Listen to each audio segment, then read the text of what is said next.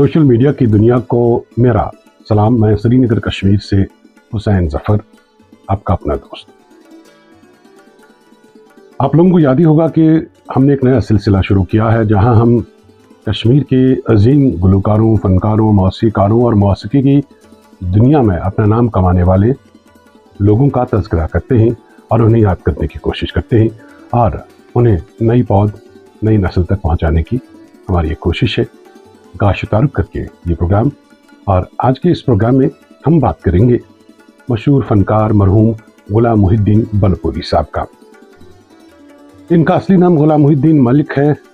बलपुर गांव के रहने वाले हैं, जो कि शोपियान में एक मशहूर गांव है, तो इस वजह से इनका नाम गुलाम मुहिद्दीन बलपुरी पड़ा।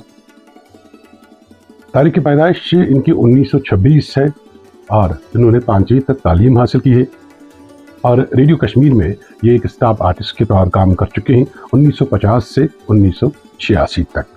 इनकी वफात 27 मई 1997 को हुई। मसूद अब्बास बलपुरी, जो कि इनके फर्जंद भी हैं, अपनी किताब इंदराज़िम दरबार में लिखते हैं कि गुलाम मुहिद्दीन बलपुरी कश्मीर के एक नामवर और अजीम फनकार थे जिन्हें फ़न मौसीकी की मुख्तलिफ सिनफों पर दस्तरस हासिल थी। बलपुरी साहब को ये एजाज़ हासिल है कि उन्होंने कश्मीर में कश्मीरी कवाली को इंट्रोड्यूस किया और उसे शोहरत की बुलंदियों तक पहुंचा दिया। कवाली में इनके पहले उस्ताद पाकिस्तान के मरूफ कवाल मोहम्मद अली फरीदी रहे, जबकि मुबारक अली फतेह खान साहब से भी इन्होंने कवाली सीखी है। इसके अलावा अमृतसर के मशहूर कवाल बशीर कवाल से भी इन्होंने फन कवाली सीखा है। गुलाम मुहिद्दीन बलपुरी साहब कोई पेशा वाराना फनकार नहीं थे और न ही इनके ख़ानदान में कोई इस फन से वाबस्ता था। इनके मौसीकी के शोबे के साथ जुड़ने, कवाली गाने के पीछे दिलचस्प कहानी है। कहा जाता है कि गुलाम मुहिद्दीन बलपुरी अपने वालिद के साथ पाकिस्तान, यह हम अनडिवाइडेड हिंदुस्तान की बात करते हैं, जो पाकिस्तान भी हिंदुस्तान कैसा था, तो वहाँ अपने मेवाजात बेचने के मकसद से जाते थे और मेवा बेचना उनका ख़ानदानी काम था। मेवा तिजारत के सिलसिले में ही इन्हें लाहौर पाकिस्तान जाने का मौका मिला। लाहौर पाकिस्तान में एक बहुत बड़ी दरगाह है जिसे दाता गंज बख्श रहमतुल्लाह अलैह के नाम से जानते हैं। बलपुरी साहब के बुज़ुर्ग और वो खुद वहाँ कवाली सुनने जाया करते थे, वो भी हर रोज़। इनके वालिद बुजुर्गवार और घर के दीगर अफराद जो कि तिजारत के मकसद से लाहौर में थे, उन्हें बहुत शौक़ हुआ कि वो अपने बच्चों को फ़न कवाली सिखाएं और इसी मकसद से गुलाम अहमद मलिक, वज़ीर अली मलिक और गुलाम मुहिद्दीन मलिक अलमारूफ गुलाम मुहिद्दीन बलपुरी कवाली सीखने के मकसद से पहले मोहम्मद अली फरीदी के पास भेजे गए। उसके बाद उन्होंने फ़न मुबारक अली फतेह अली खान से सीखा, जो उस वक्त पाकिस्तान के मशहूर तरीन कवाल माने जाते थे। जो ही मुल्क तकसीम हुआ तो गुलाम मुहिद्दीन बलपुरी और उनके घर के बाकी लोग वो लाहौर से कश्मीर वापस आए और कश्मीर में उन्होंने पहले उर्दू और फिर फारसी में कवाली गाना शुरू किया। कहा जाता है कि कुछ वक्त उर्दू और फारसी में कवाली गाने के बाद उन्हें एहसास हुआ कि यहाँ के लोग तो कश्मीरी ज़बान बोलते हैं और यहाँ के शोरा जो हैं वो भी कश्मीरी में ही ज़्यादातर लिखते हैं, इसलिए उन्हें भी कश्मीरी में ही कवाली को इंट्रोड्यूस करना चाहिए, यानी कश्मीरी में ही कवाली गानी चाहिए। उन्होंने ये तजुर्बा किया जो कि इंतहाई कामयाब रहा और यूँ कश्मीर में और कश्मीरी में कवाली का जो चलन है वो शुरू हुआ। कहा जाता है कि पहले वो घरों में जो निजी फंक्शनें हुआ करती थी वहाँ पर कवाली गाया करते थे और इस वजह से उन्हें काफ़ी मकबूलियत हासिल हुई। इसी दौरान कश्मीर में कल्चरल महाज जो है वो वजूद में आया और बलपुरी साहब भी इसमें शामिल हुए। कल्चरल महाज के साथ कश्मीर के बहुत बड़े फनकार, गुलकार, शायर जैसे दीनानाथ नादिम, प्राण किशोर, सोमनाथ साधु, कुशकरबान, अब्दुल गनी नमतहाली, अब्दुल अहद न्यामा और अब्दुल गनी राली जैसे लोग जुड़े हुए थे। इसके अलावा दीगर गुलकार, अदाकार, अदीब, शुरा और दानिश्वर भी इसमें शामिल हुए। इसके बाद आप तारीख से واقف ہیں، جب بخشی صاحب جموں کشمیر کے وزیر اعظم بنے تو وہ موسیقی کے بہت دلدادہ تھے، اور اس وجہ سے کشمیر میں جشن کشمیر کا اہتمام ہوا۔ اس کے تحت یہ فنکار گلوکار جو تھے وہ کشمیر میں گاؤں دیہات میں جا کر اپنے فن کا مظاہرہ کرتے رہے، اور غلام محی الدین بلپوری صاحب بھی انہی فنکاروں کے ساتھ گاؤں گاؤں جا کر فن قوالی جو ہے وہ پیش کرتے تھے، اور لوگ اس سے بہت شوق سے سنتے رہے، اور اس وجہ سے بلپوری صاحب کے نام اور شہرت میں کافی اضافہ ہوا۔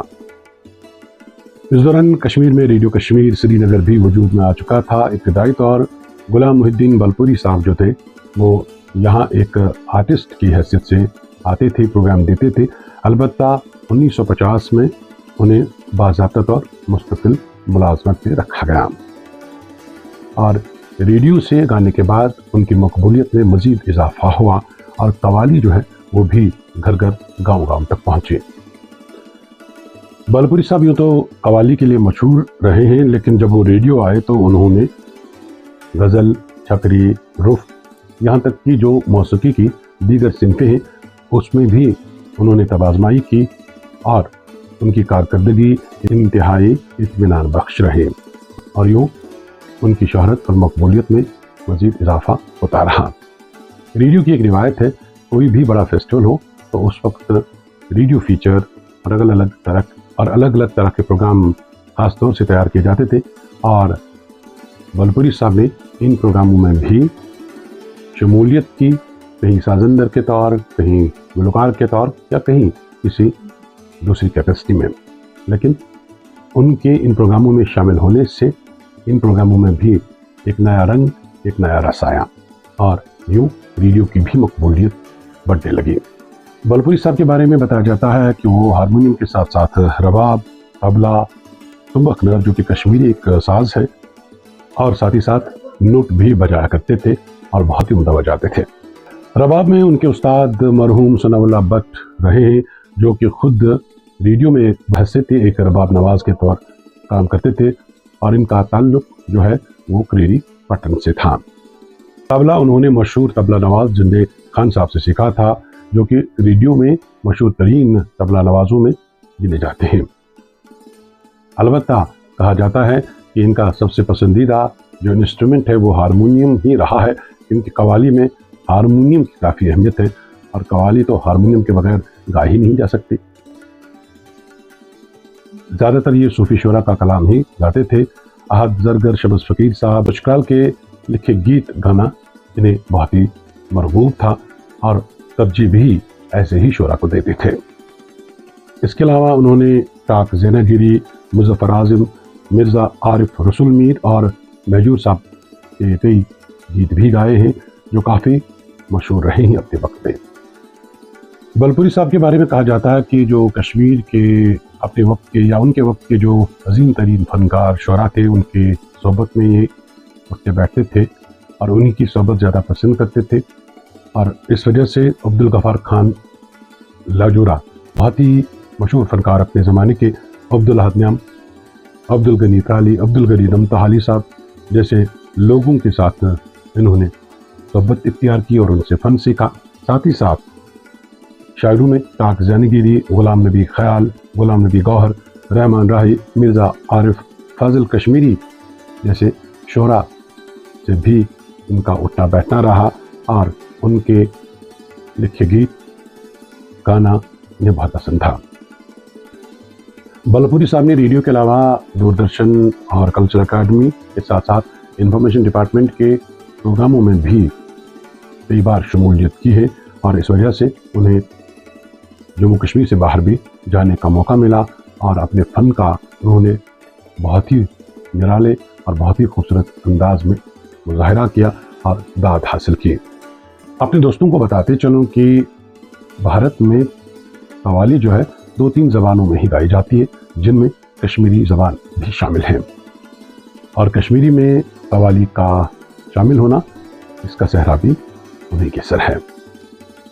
بلپوری صاحب کو کشمیر سے باہر دلی، جالندھر، ممبئی جیسے شہروں میں جا کر اپنے فن کا مظاہرہ پیش کرنے کا بھی موقع ملا ہے، اور انہوں نے وہاں جا کر کافی عمدہ گایا اور کشمیری قوالی کی عزت رکھی۔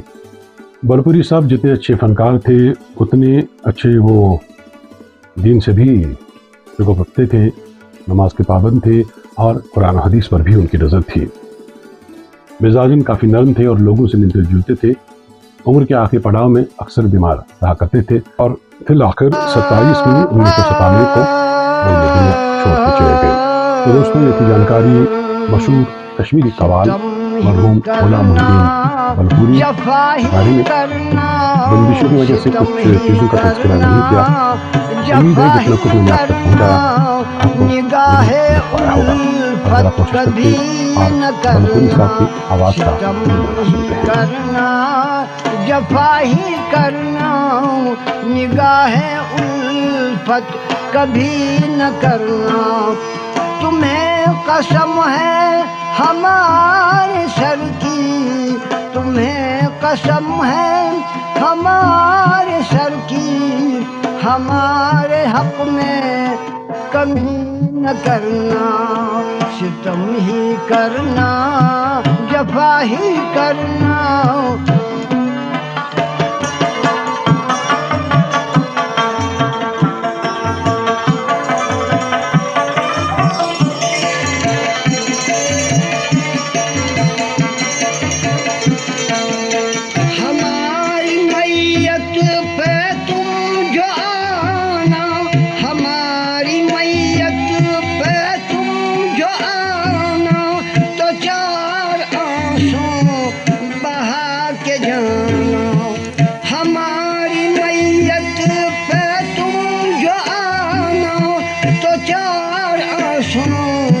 بہا کے جانا ذرا رہے پاس آبرو بھی، ذرا رہے پاس آبرو بھی، کہیں ہماری ہنسی نہ کرنا، ذرا رہے پاس آبرو بھی، کہیں ہماری ہنسی نہ کرنا، تمہیں قسم ہے ہمارے سر کی، تمہیں قسم ہے ہمارے سر کی، ہمارے حق میں کمی نہ کرنا۔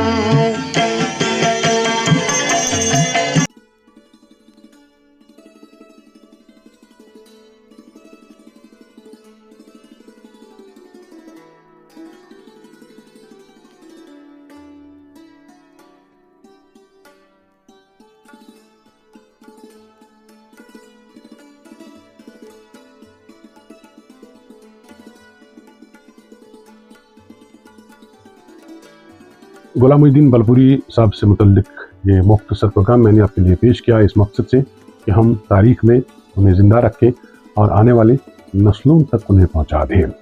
اب آپ کا فرض ہے کہ آپ اس ویڈیو کو لائک کریں، شیئر کریں اور اسے دوسروں تک پہنچا دیں تاکہ ہمیں ہماری محنت کا صلہ ملے، جو کہ صرف یہی ہے کہ ہم ان کی آواز اور ان کی زندگی کا تعارف گھر گھر پہنچانا چاہتے ہیں۔ دیجیے اپنے دوست محمد حسین ظفر کو اجازت، آپ خوش رہیے، سلامت رہیے۔